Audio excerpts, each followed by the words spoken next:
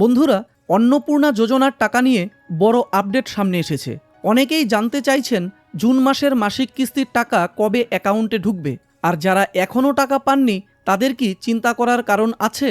আজকের প্রতিবেদনে সেই গুরুত্বপূর্ণ তথ্যই জানব।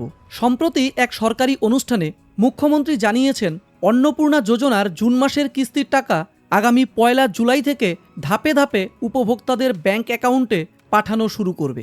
অর্থাৎ জুন মাসের টাকা জুলাইয়ের শুরুতেই পাওয়ার সম্ভাবনা রয়েছে। যারা ইতিমধ্যে আবেদন করেছেন এবং যাদের নথি যাচাইয়ের কাজ সম্পূর্ণ হয়েছে তাদের অ্যাকাউন্টে প্রথমে টাকা পাঠানো হবে। তাই আপনার আবেদন যদি অনুমোদিত হয়ে থাকে তাহলে আপনি কয়েক দিনের মধ্যে ব্যাংক অ্যাকাউন্ট নিয়মিত চেক করতে থাকুন।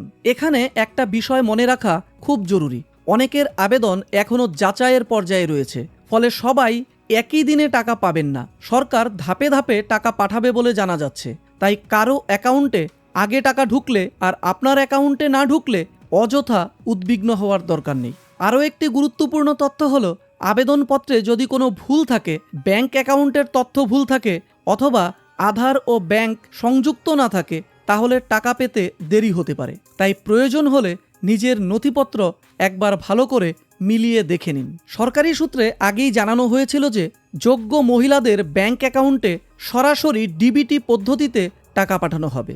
এই প্রকল্পের মাধ্যমে প্রতি মাসে আর্থিক সহায়তা দেওয়ার লক্ষ্য নেওয়া হয়েছে, যাতে পরিবারের দৈনন্দিন খরচ সামলাতে কিছুটা সাহায্য পাওয়া যায়। তাই যদি আপনি অন্নপূর্ণা যোজনার আবেদন করে থাকেন তাহলে এখন সবচেয়ে গুরুত্বপূর্ণ কাজ হলো আপনার ব্যাংক অ্যাকাউন্ট, মোবাইল SMS এবং আবেদন সংক্রান্ত আপডেটের দিকে নজর রাখা। সংক্ষেপে বললে, জুন মাসের অন্নপূর্ণা যোজনার টাকা 1 জুলাই থেকে ধাপে ধাপে উপভোক্তাদের অ্যাকাউন্টে জমা হতে পারে। তবে নথি যাচাই এবং আবেদনের অনুমোদনের ভিত্তিতে টাকা পাঠানো হবে।